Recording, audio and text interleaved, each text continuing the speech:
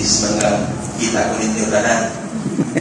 Is kita ingon ang atong ilang pads na mga so full course kayo ang mga sakristan. Ingon ko nila kay naibaluman sila na ang mag-isa wapo na pare. Tinood dili. Tinood dili. Now I know, hindi ba inawayo ni taga kilometro 13. Dili sama sa uban nga kapilya. Pag ina ko, wapo ang pare dili. Dilo na tao. Mga hinawayo ito sila. Dito sila makasulod sa inharian sa Diyos. Alabi, kinsa may gusto nga mahilangin diriya. Dahil ko isa, di kami ngos langit, no? Di nanatawag ito tayo. Kana ng atong sugdan ang pagsimba na naka-smile, no? Mananling ka na rin mong dapat ihatarin mong pinakamatamis na pahiyan. Ang di mo smile, magmanutras. Pugos ang smile. Kaya kayo ba mo, kinaglan malipayong tayo, smile tayo naman. Kaya dahil panuntiyo nga nalimon, ang taong kanunay magmukot, katugayan mahimong maot, no? Kung kung kanino, kung kanunay magmukot, maot. Kung nga pa rin yun, di lang sa mahimong maot, ang kanang tao nga kanunay magmukot, nagdumon, no? Umalay mong dapat, ismail ginawa. Hinay ito ba? No? Ismail ba? Di lang na sa maot, matilong tanon pa na. Kung nagkuyo ng tao nga di, mali pa yun. Kaya mo na tinaringan sa tao nga, matilong tanon. Pero sa mga tao nga matilong tanon, ano na Ismail? Kanunay na nabukot, kaya kanunay na nagkamunan, kung kanunay sama ka, panos, no? Kung saan din ako ni parang basta na mga kaaway. Kaya mag-Ismail ka, saan na naman sa kaaway? Nakabuang! Kanunay na ka mabukot, no? O nang delikado ng tao, na kanunay na bukot, kaya di lang sa may mong baot, maninumtanong pa siya, no? O nang kanindot na yung tapat, direksimay mo kaina. Okay, balik ako magpangutana. No, kaya kaina, sa may ito ba? Kinsa gusto langit? Pahuli ako! Kaya ko gusto langit? Alam mo, balik ko, kinsa man gusto langit? Okay na. Ano na mo na ikaw ba? Sa impirno mo? Lagay ko sa ito sa impirno. Lagay ko. Masaya ka. Ayan, masaya ka ulit ha. Ikaw Manila na. Masaya ka na yung kapag pagsipin, no? Wala siguro yung normal na tao nga nangandoy o impirno. Di ba? Wala siguro. Wala kayo yung siguro yung tao nga normal na nangandoy siya na may impirno siya. Kaya kung sa inyo sa ibang ibangilyo, nga ang impirno kuno, ang kalayo nga walay pagkapanong, kung di ang imong ngipon, magkagot sa kasakit. Kita na ganay magparang-awot na ganay, reklamo mo ganay ka, o sa madayo mo sa media, sorry ko, update pa naman. Di ba na tulong kaya init? Lapo na sa impirno. Kalayong way pagkapanong. Nagkala. Diba, ibo? Mamay kayo, magkani na nesbahan pa lang. Pwes ka man. Magkani mo reklamo na. Nagsunis pa ko. Ano ba? Napagay dessert. Napagay sukana. Magkani mo ano? Init. Pero at least, anak tagabay. Hindi na ba sigurado ng pare kami langit? Sigurado ng pare kami langit? Sigurado din eh. Dua. Dili. Sama namin ninyo. Kung di nyo namin ng pare kayo, ganit tayo eh. May impirno may. Uyag may.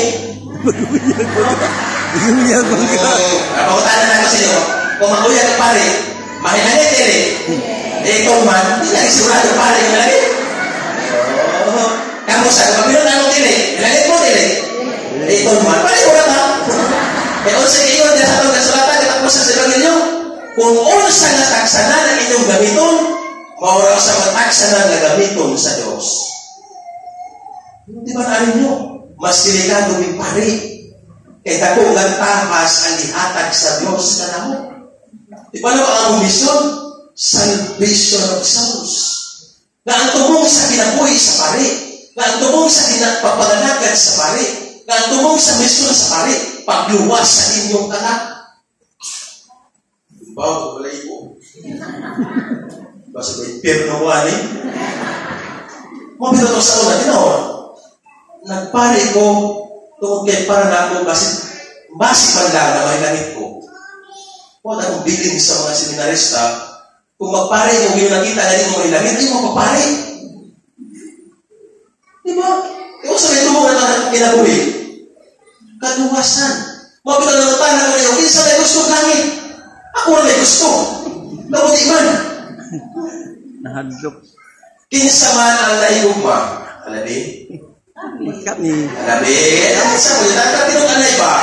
Ay, wala yung sa taas. Oo, yang man, naigugma. Ganong nagutana ko niya na? Katapusan. Kay nahigosabol nga requirement ang gugma sa langit. Di kayo ka pwede na mahilangin ka gawa ka may gugma.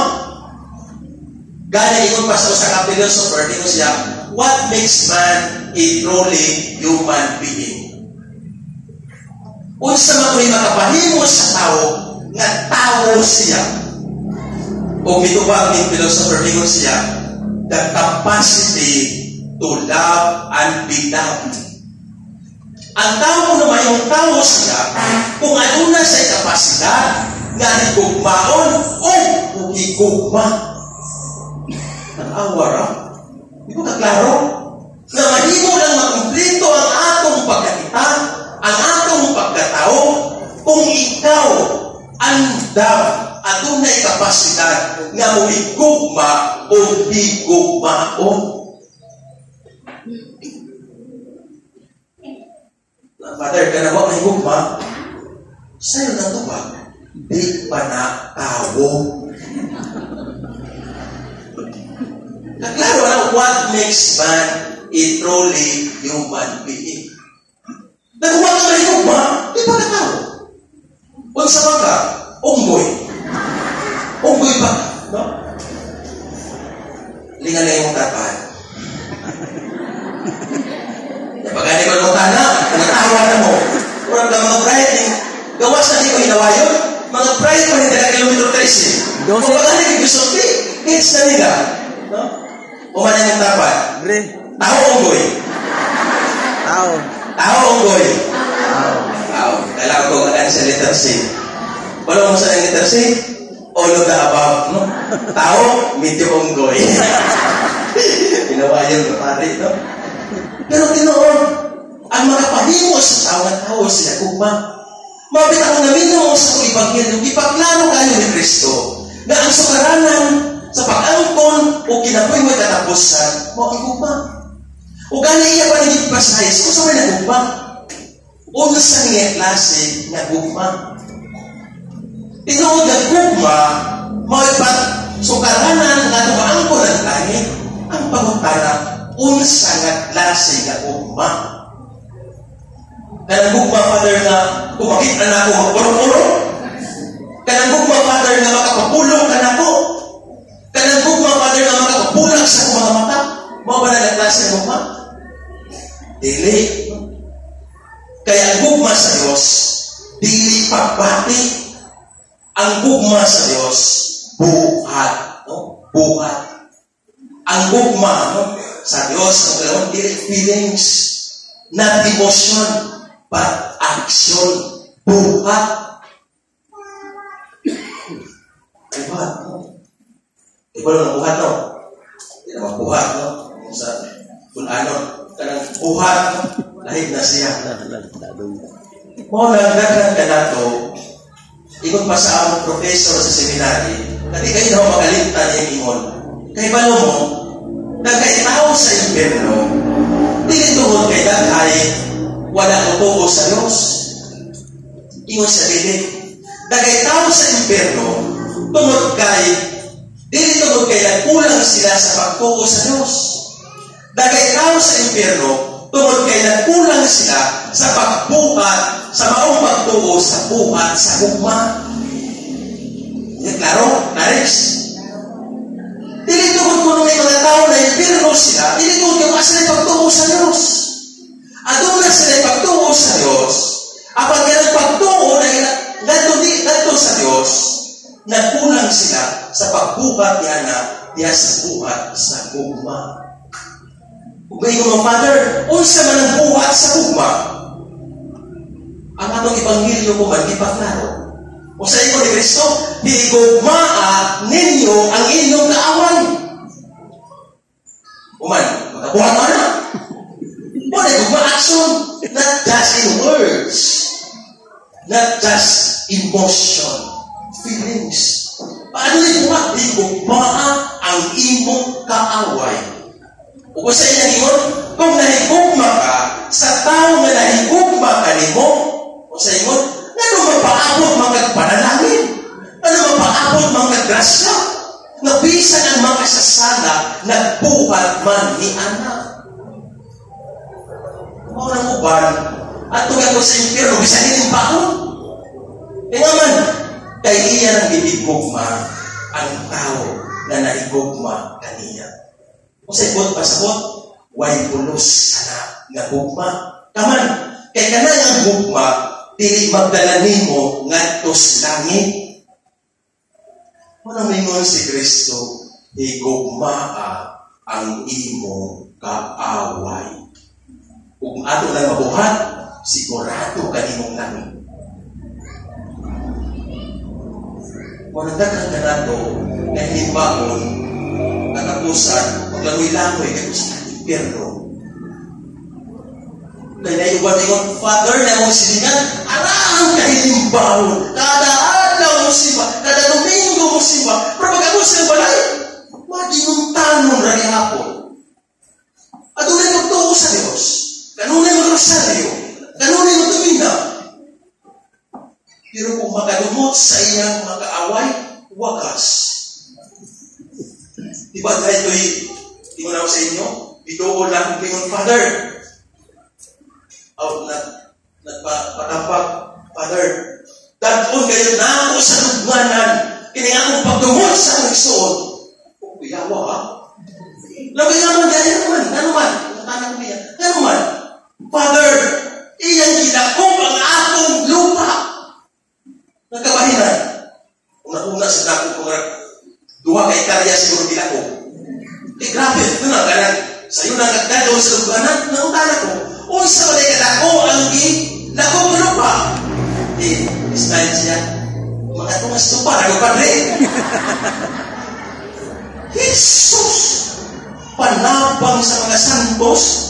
Sa iyo lang ka, tungas lupa na, nagilakong na lupa, tatong na nimo sa lugnanan.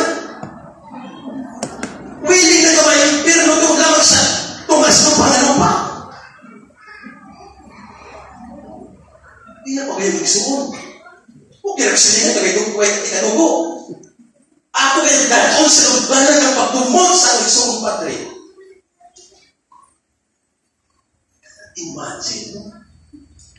Na mas bilipon pa nimo ang pagdumot kaysa pagpanimuha na maangko ng langit. Pero sa inyo ni Kristo, mahimong bilipon ang paghigugma kung imong ihigugma ang imong kaaway. Parang kita, kung wapa na may hugma sa kaaway, ayaw ta, o di ta magpaabot nga panalanginan ta sa Diyos. Hindi klaro nila. Di naman akong pulong nga, gusto ko na magtatis ko magpali. Di naman ako. Kang Kristo naman, naliklaro nila. Kung gusto na ingon, kung maayo lang ka, sa tao nga maayo ka nimo, sa ingon, nga nang magpaabot magkagpanalangin, nga bisan ng mga makasasala na di mo man maayo ngadto sa tao nga maayo kanila. Di ka na magkalisod din katulong mo. Di maan pa mo? Alam sa iyo katulong. Ayaw ninyo? Sumpa! Kung nagpautang mo sa tao na makabayad ka ninyo, Tiwas. ano magpaabot pa mo panalangin? Tiwas ang tihap. Natawag mo ka na. Hindi ka bang nakakini. Sakto na madre, pakiwasi pa. Iwasi pa madre, para pwestimutan, no? Tiwas antihap. Yan ay pista, Dre. Ha? Yan ay pista. Wala pista? O, kantihap na mo. Hindi naman mamayad. Di mamayad, no? Ayun, ito magpapotang ko, itong karne, alam sa. Pero hindi man natin, sa upaya, kapaan sa mo? Ang ingon lang, ayaw mo papaabot. Ayaw mo panigurado ba? Sipuan na itong potang ko, hindi mo kapayan.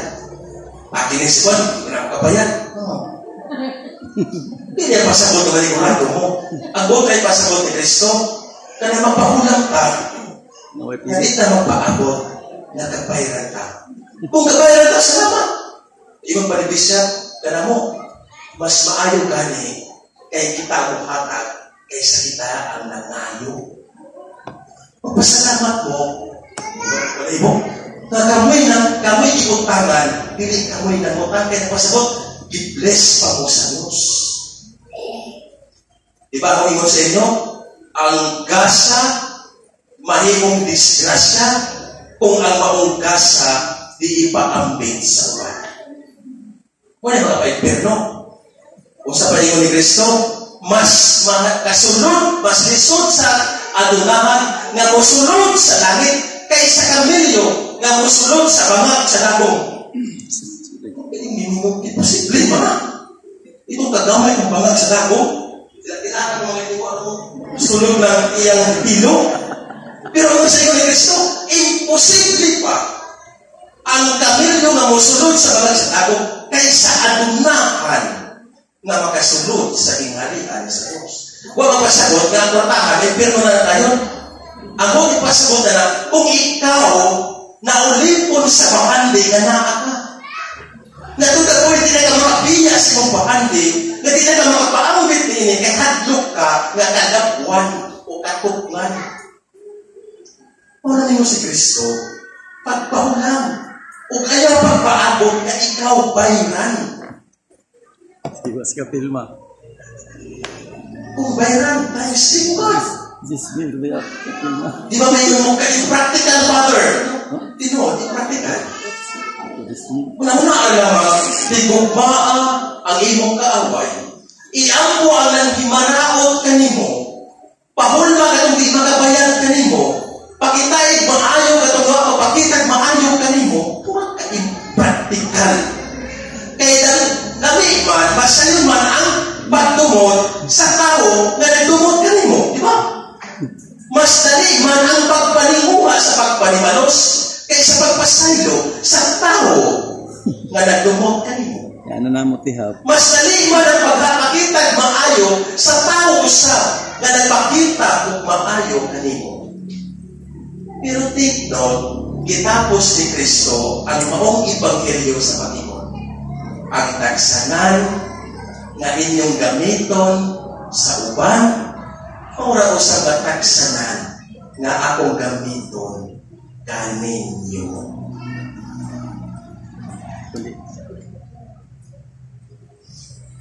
Laro no, guys. Laro. Di ka Kung bumayad. nagdumot ka, Di sa kapasayod. mag-uusap, maura ng tagsanan, ang iyang isukod kaninyo. Kung di ka bayad, Dre.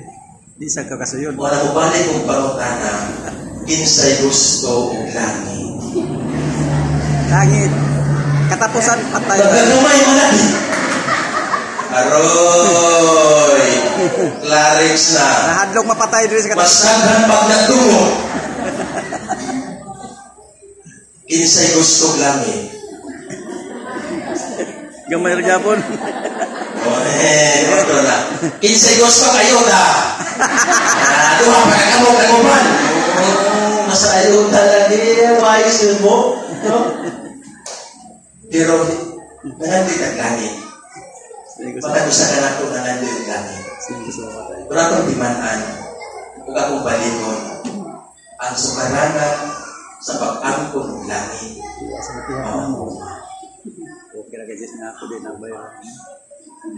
Mabitaw ingon ang latong God is love.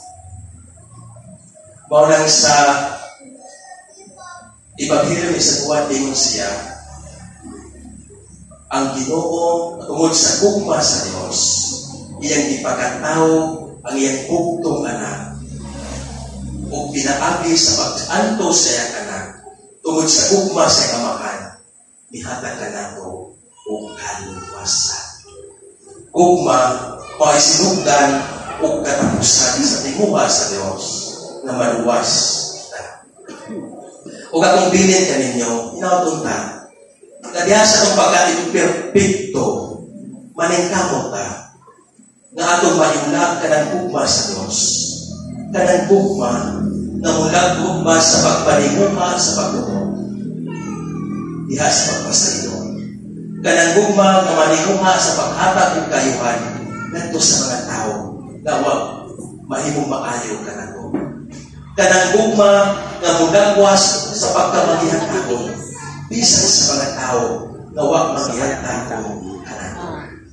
Kanang gugma nga mudagwas nga sa pagpakita og kaayo kanuoy ngadto sa mga tao na wag maluoy ug nang manghimaraon kanako. Kay pinaagi niya na ang gugma mahimong posible kanato ang kinabuhi walay katapusan. Ingon pa ni Kristo, kung nahigugma ka sa tao, nahigugma ka nimo. Kung nahimo kang maayo sa tao, nga maayo lang ka nimo. Kung namagihatagon lang ka sa tao, na namagihatagon ka nimo. Nga magpaabot ka, panalangin, ngadto sa Diyos. Kaya bisan ng mga nautan, nagbuhat niya. Walang pinaka-the best, ang panalangin ta sa Diyos, higugmaa ang imo kaaway. Iampo ang namang-imaraon kanimo. Pagmangihatagon sa walay pagmaakon na ikaw pagkapaslan o pagpakitag maayo sa tanan panahon. O ni Ana, mahimong ganti alang kanato ang kinabuhi walay katapusan. Inako,